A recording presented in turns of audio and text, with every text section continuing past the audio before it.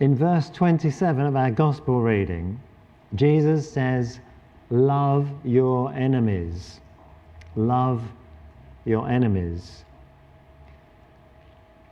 The New Testament was written in Greek, and we read today modern translations into our own language. In the New Testament, there were 4 types of affection. But in English, these all get translated into one word, and that word is love. That means that sometimes we don't fully understand the original writer's intention. When I went to university, I found that I was sharing a room with another student that I'd never met before, and fortunately we became friends. We had what in Greek would be called the kind of affection known as storge, which is kind of the affection you'd have for your mates, your friends, possibly colleagues at work. It is one of the Greek words translated as love. But when Jesus said, "Love your enemies," he was not talking about the storge kind of love. Another word that is translated from Greek as love is eros.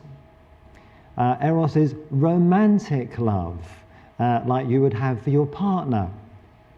But when Jesus said, "Love your enemies," he was not talking about the eros kind of love. Yet another word in Greek that's translated as love is philia, which is the sort of love that you'd have between brothers, or between brothers and sisters, or even best friends.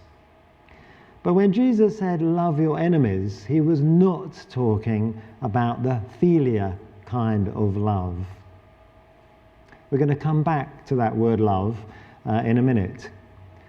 But when Jesus said, "Love your enemies," what did he mean by enemies? G.K. Chesterton once wrote, "The Bible tells us to love our neighbours, and it also tells us to love our enemies, because generally they are the same people."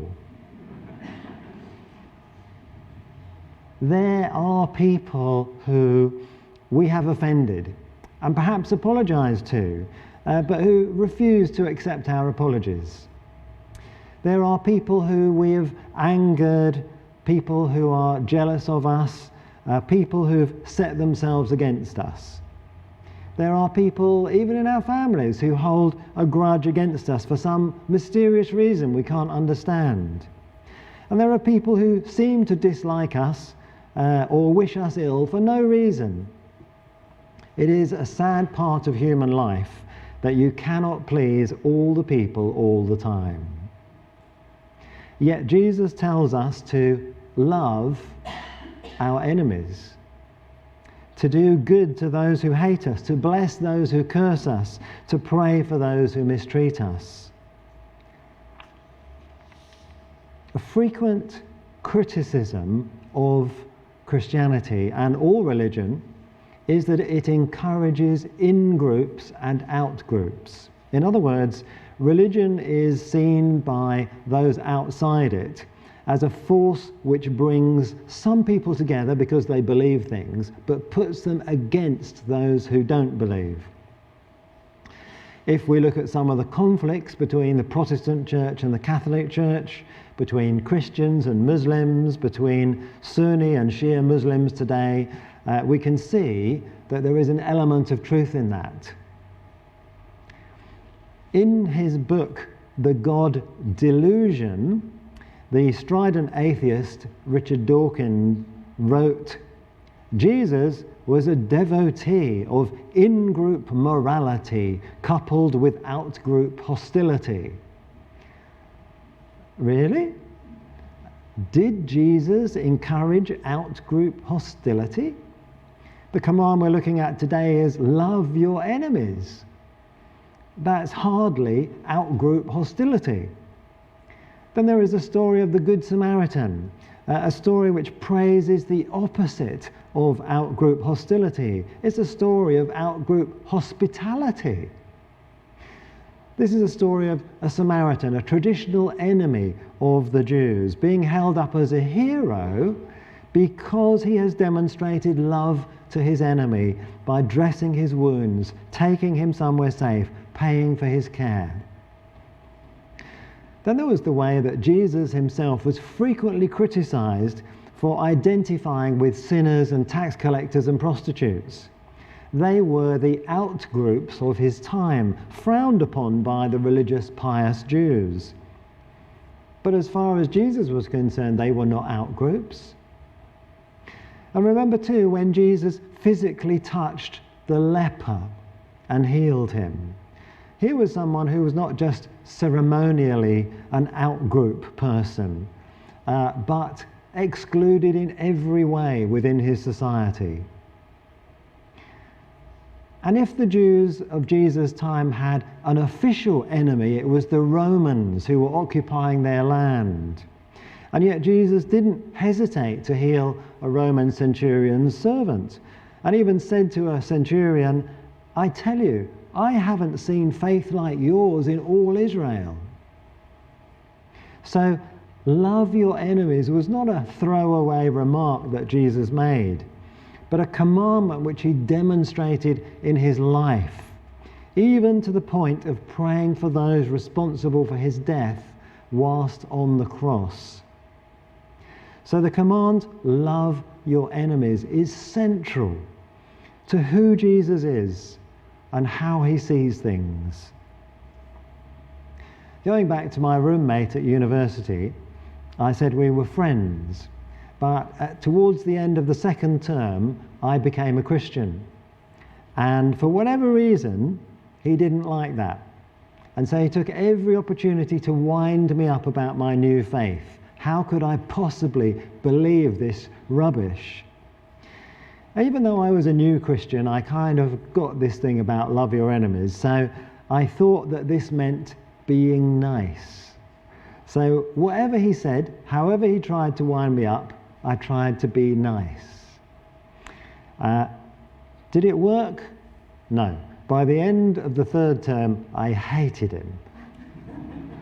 And I had to ask God, what had gone wrong? I was trying to be a good Christian.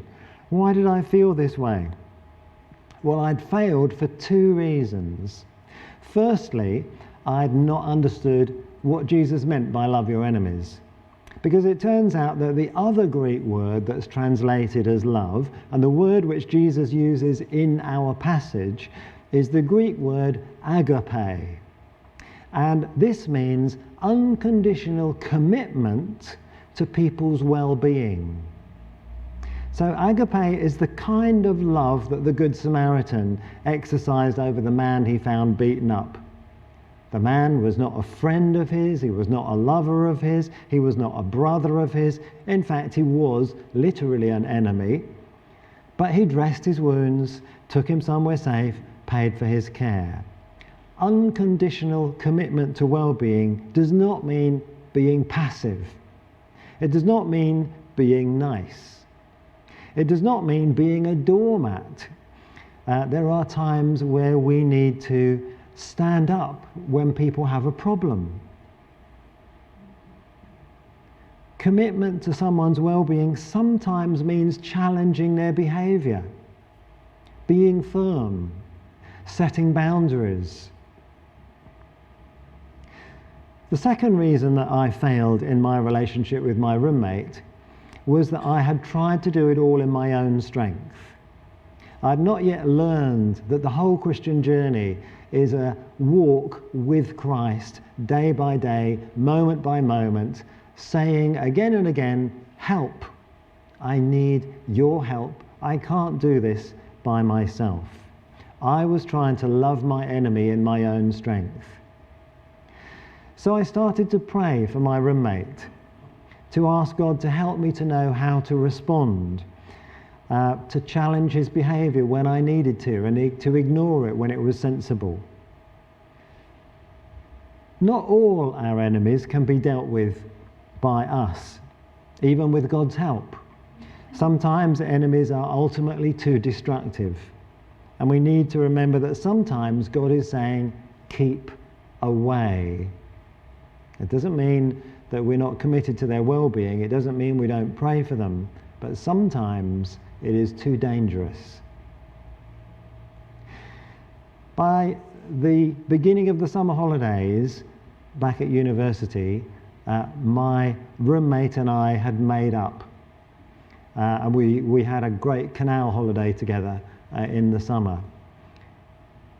Love your enemies. Do good to those who hate you. Bless those who curse you. Pray for those who mistreat you. When Jesus says this, he's not asking us to love them as a friend. He's not asking us to love them as a brother or sister. He's not asking us to love them as a partner. He is saying, unconditionally commit to the well-being of everyone. And like everything else he asks us to do, he asks us to do it little by little, step by step, with his help. So this morning, may we have remembered the essence of what Jesus is talking about, the thread that runs through all of his ministry, in those words, love your enemies. And we're going to reflect on that as we sing our worship song now. You are my anchor.